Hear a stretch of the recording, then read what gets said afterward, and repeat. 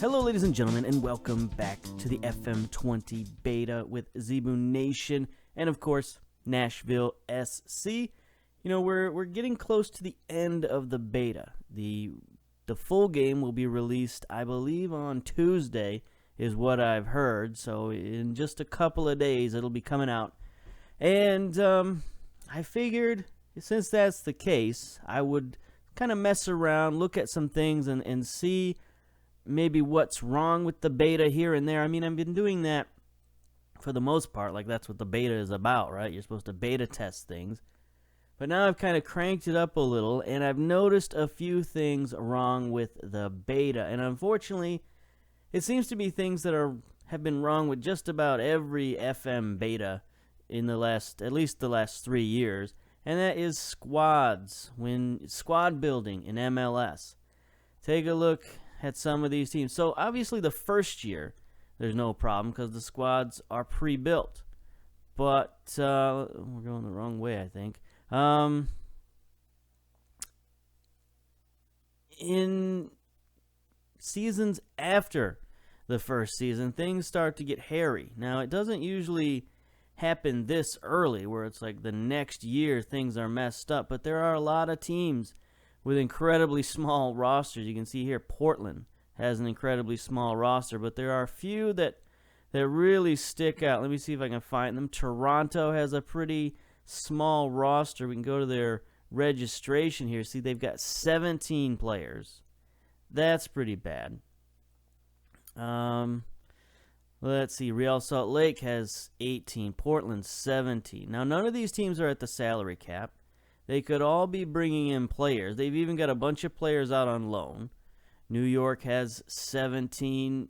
New York City, it's a good, decent roster, 22, 23. You know, it's okay. Where's the really bad ones? LA Galaxy, only 19. Houston, 17. There's one who's below the limit. Look at that, DC United, only 16 players on the roster. Where is the team? Miami's only got 18. You know, so you can see it's a problem. It's probably like the last team I'm going to check.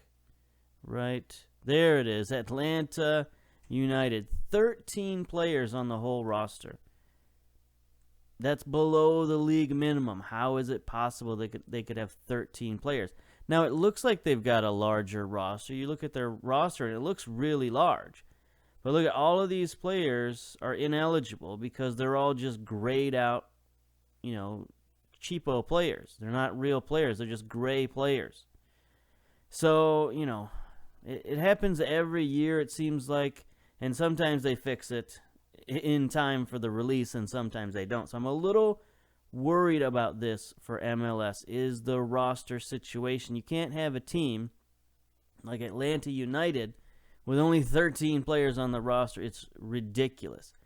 It shouldn't happen, and, you know, they should be fixing that kind of thing by now. They've been doing MLS for 4 or 5 years at least, and, you know, it's just roster building. They got to figure it out. Now, I was even having some trouble building my rosters. I was trying to sign some players, and it wasn't working. So I had to, like, sign contracts for next year because I couldn't sort of mess with the contracts in the way that I had previously, where I could really, well, not mess with them, but I could manage them much better. And this year, there's something about the way you re-sign players. I think it has to do with the promises you make that makes it less flexible. So you got to really figure out what promises you're making, especially when it comes to squad position, because the squad position will mean what type of contract you're able to offer them. And, you know, that was a problem. Another problem is trades. I've been having a lot of problems with trades. Now, I've been able to trade a couple of people here and there. I've been able to, if you look at our transfer history, let's see, let's go to trades. I've been able to trade for a couple of people. You know, recently I traded for Jimmy Hague. I just asked Inter Miami what they'd want for him, and they sent back $50K and a third-round pick, and that's fine. So I've been able to trade for draft picks, and I've been able to trade for sort of lower players. but I haven't been able to trade for any good players no matter what I offer. For example, Lucho Acosta. He's a really good player, contracted to DC United. He's been transfer listed, and they won't take anything for him. I'm offering right now a ridiculous amount.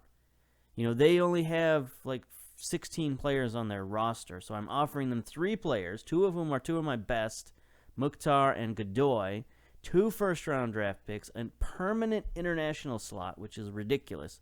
No team would ever offer an international slot permanently unless they got something huge in return, and then $1.1 million in targeted allocation money, which apparently I have. And that brings us to another problem, which is finances. If we go to our league specific, it says I have no targeted allocation money available. But if I go to make a trade, it says I have $1.1 million available. So which is it? Is it 0 or is it $1.1 million? You tell me, Football Manager. Same with general allocation money. My general allocation money has gone away. I don't know where it went. I didn't buy down any contracts as far as I know.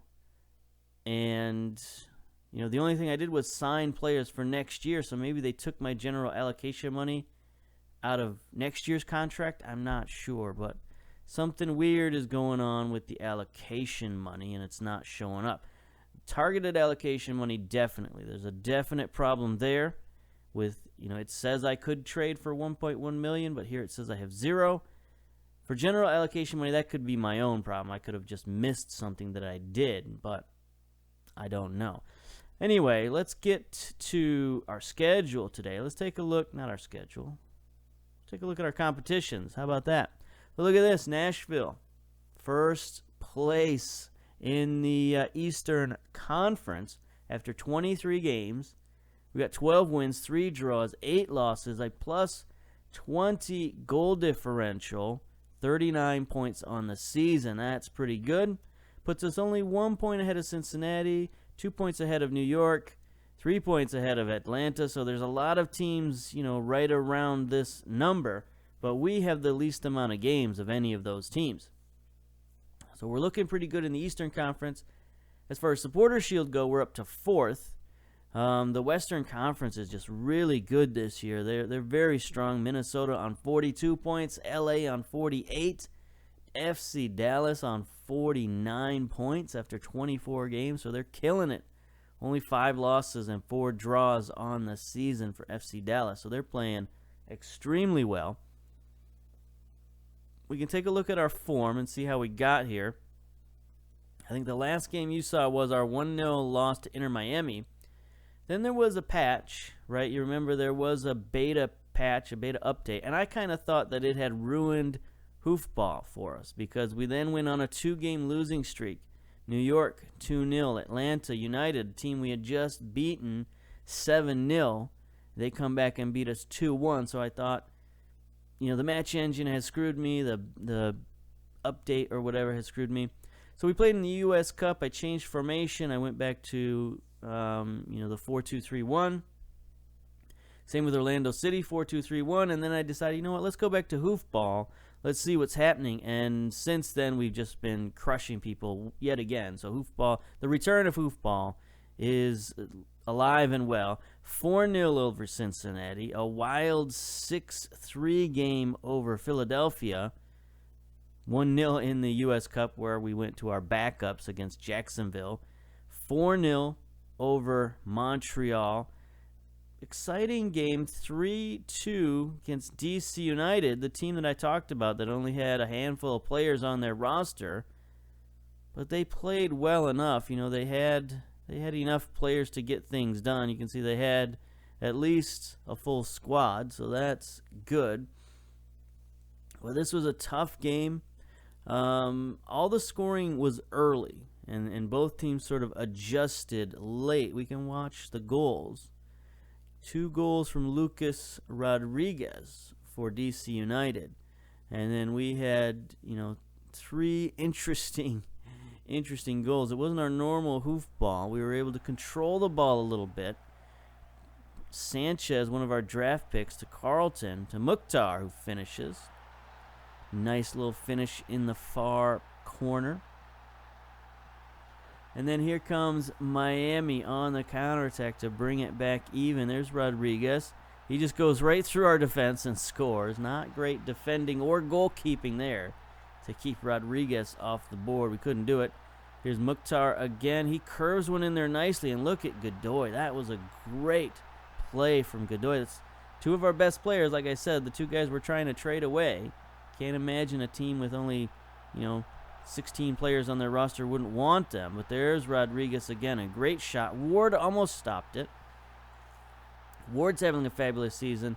And then we get a penalty to win it. The youngster Doyle from Man City gets the game winner. So there we go. That was our big game versus DC United. Then we managed in the U.S. Cup.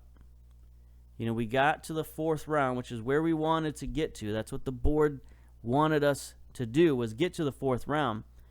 We had a tight game versus Inter Miami, which, these two games, we also had a 5th round game versus Cincinnati, which was a much different game, 5-4.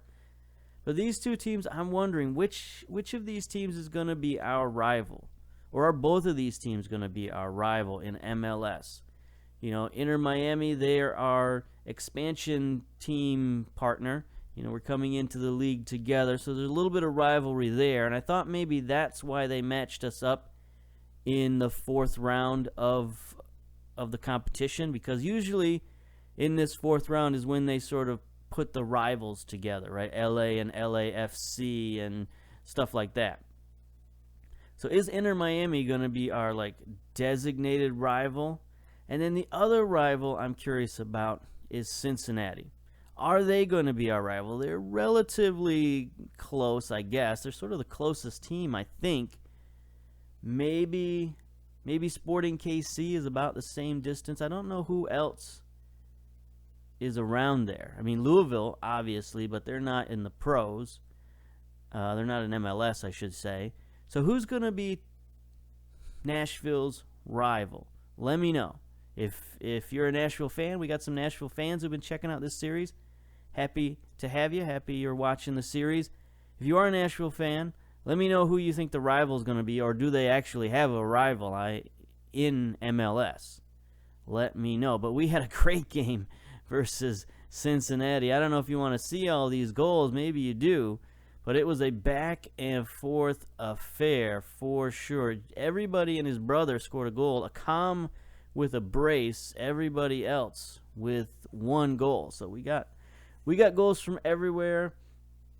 They got goals from everywhere. We got up early, and then Cincinnati tried to make it interesting. So here we go. Hoofball.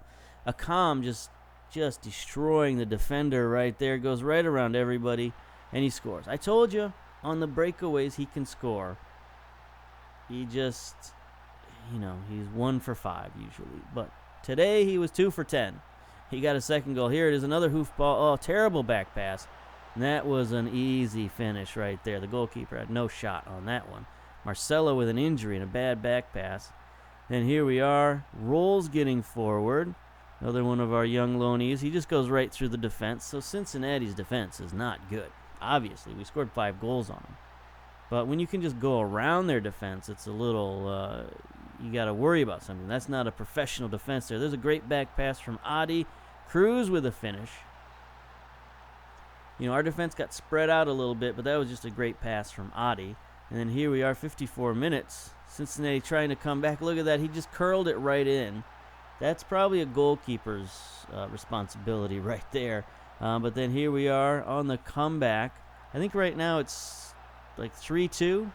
That makes it 4-2 from Dom Dwyer. And here's Dwyer again sending it in. Doyle just going to hoof it, and he scores. So I think that's 5-2, perhaps. And here's Cincinnati. Lama down the near sideline. 83 minutes. Cincinnati trying to make it interesting. Duncan off the post, and then a rebound. Lazy defending by our right back right there. I think that's our draft pick. No, that's Duncan.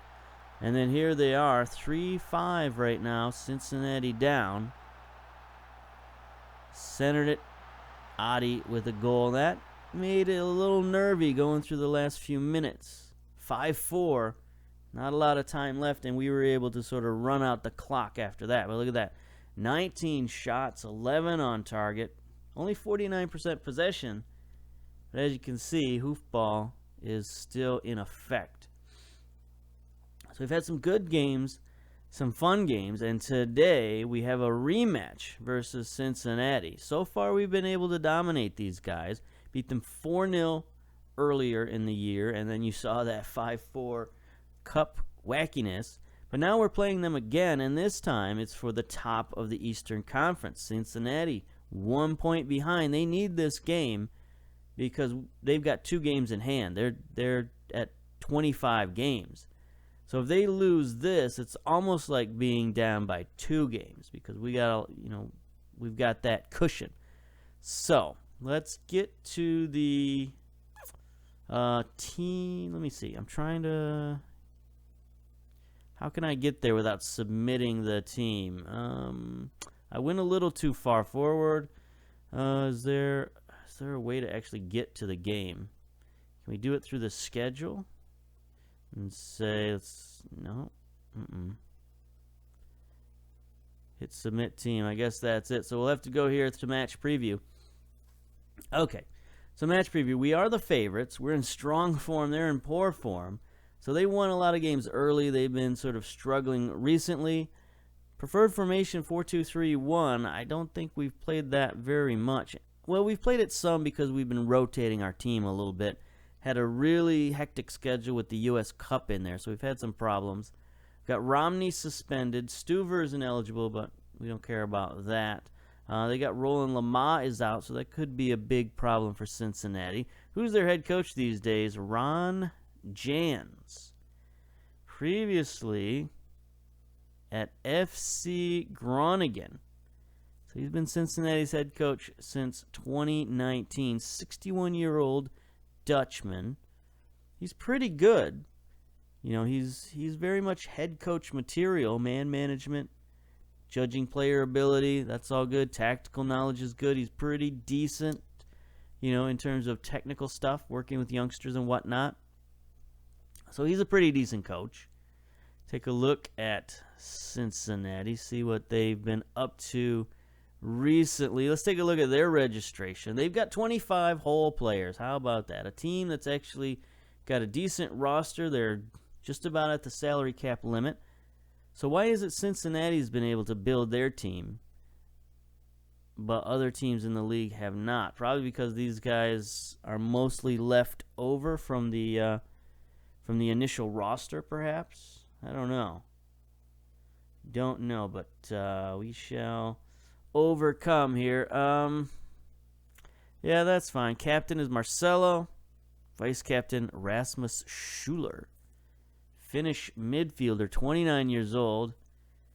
He's not great, especially physically. He's pretty good mentally, decent technically, I guess. Passing, first touch. He's sort of he is a deep lying playmaker, so I guess that makes sense, but not exactly a thrilling guy. Oh, wait a minute. We have to look at their key player. Milton Casco, Argentinian. 32-year-old left back is your key, or right back, I guess. Either one is your key player. He's still pretty good physically for 32 years old. Very good mentally, determination, so he can tutor some youngsters. Yeah, he's fine. He's a fine player. 32 years old, $940K. It's a big salary, but he's a pretty good player. So, that's fine. Let's submit our team, and let's get to the game. So we're probably not going to do too much more with Nashville in the beta. Like I said, we've only got 2 more days. I'm recording this on Sunday, whatever day this is. And I don't know how far I'm going to be able to get with this beta. I'll try to get to the playoffs, but we'll see. It's a long haul to the playoffs. My Canadian series is over, so that's fine. So we're probably going to go into the FM20 regular season, and we'll see. I've got some plans. I think Let me know how you feel about this. I think for my first save, I'm going to go to Premier League and I'm going to play with Chelsea. I've got some recognition of the players on Chelsea. I know the Northman just did a save with Chelsea, but that was a beta save and he was messing around. So I'm going to try to do more of a like homegrown type save with Chelsea and see how far we can get. And if I get fired, of course, we'll go back to MLS probably, or maybe international management again. I do like international management. So we'll see. We'll at least try that. It'll be a shorter series than what I normally do. There's a good save from Ward. So I don't think it'll be like 100 episodes or anything like that. It'll probably be maybe 2 or 3 or 4 years perhaps with Chelsea, depending on how we do. And we'll see if I can stomach the Premier League. Then we'll do it. All right. Dwyer, nice move around the defense. He's past the defense. One-on-one with the keeper. He cannot save it. The defense is there, though. They're able to clear it out. That was, okay. Shuttlesworth knocked that out. That was an interesting highlight. We do get a corner out of it. Let's see. Doyle. Going to send it in. Header is bouncing back and forth. Dwyer gets it. Oh, defense is in position for Carlton. Carlton's been playing at the right wing. He's been playing pretty well. Ward has it now. Okay, risky pass, I guess. He's like 30 yards out of the goal. Sanchez bombs it forward. Look who it is. It's a calm on the other end. That's one. 4 more, and he gets the goal. 4 more bombs downfield is all we need. Our defenders are losing Ledesma. All right, here we go. Free kick, Mukhtar. Oof. I thought Adi got a head on that, but I guess not. So I don't know if you saw the U.S.-Canada game the other day. It was, a big blowout for USA, so sort of mixed on that.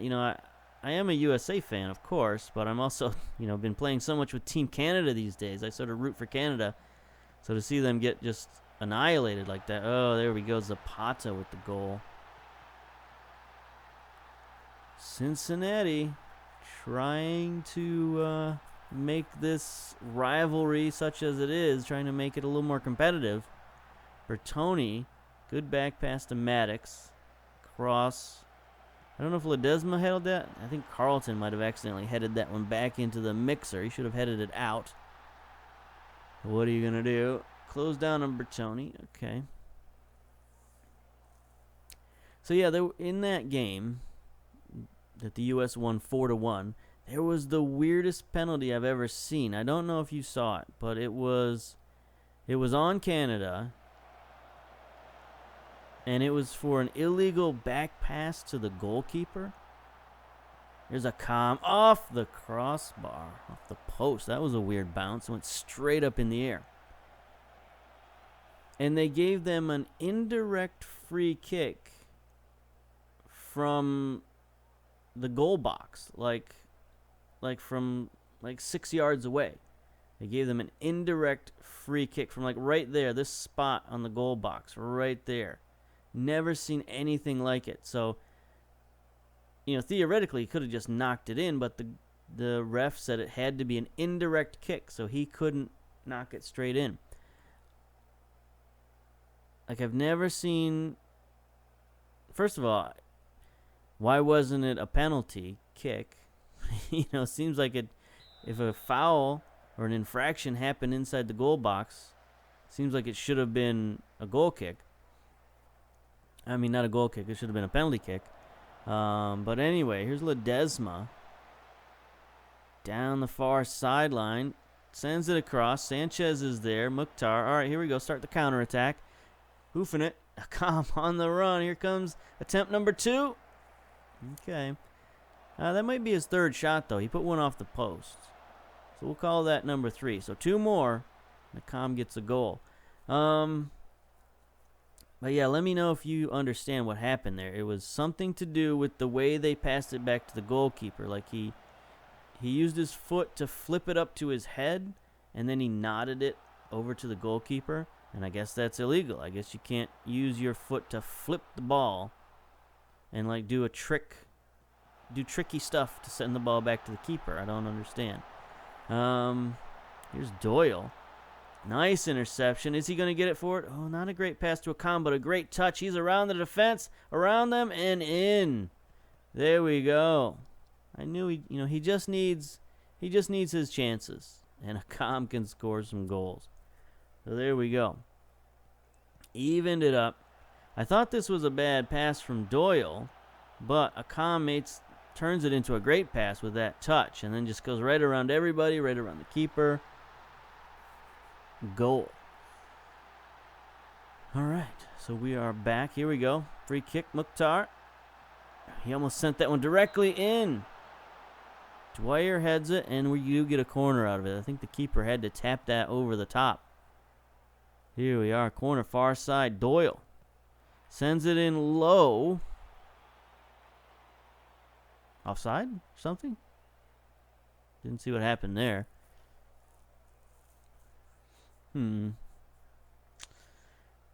Otherwise, it's a pretty even game.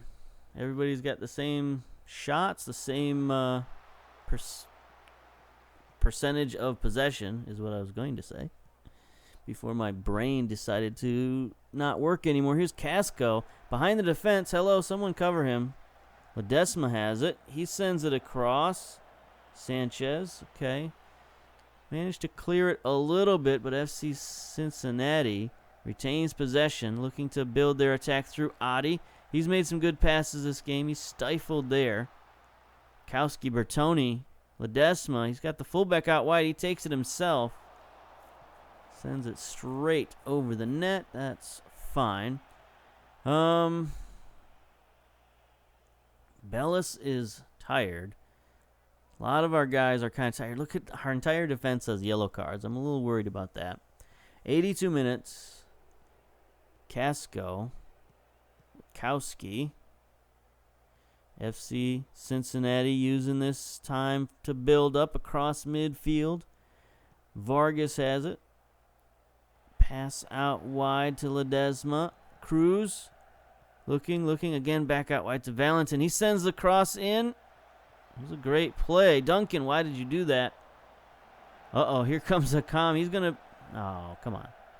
You're not going to give us that? You know Akam was going to get there. He beats just about everybody in MLS. Like, I guess 17 pace is all you need to be, like, the fastest guy in MLS. Sanchez, that was, very hopeful. But here we go. Adi down the middle. They do not get it to him. Kowski going to reset the attack. Cruz, he's got Valentin out wide again if they want him. We should probably cover him. But 83 minutes. Let's pause it here. Yeah, they brought in some subs here. Valentin, we will tightly mark him. We're not marking anybody, so we'll just mark the fullbacks, I guess. Kowski sends it out wide to Casco on the overlap. He's inside the box looking, just sends it. Nobody was ready for that one, thankfully. It's looking like we might be 1-1 here.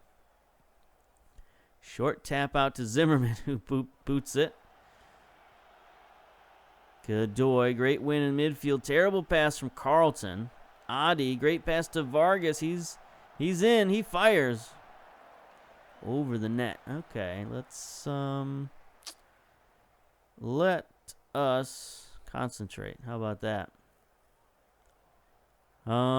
Overwhelmed. Why does everyone get overwhelmed by concentration? And the game is over. So, at the end of games, they just go straight to the end. No highlights, no nothing. Get out. It can be a little jarring, but there we go. 1-1. Interesting. What a comeback, I guess. Mukhtar doesn't like that. That's fine. He's a veteran. He knows when you have a bad game and when you don't.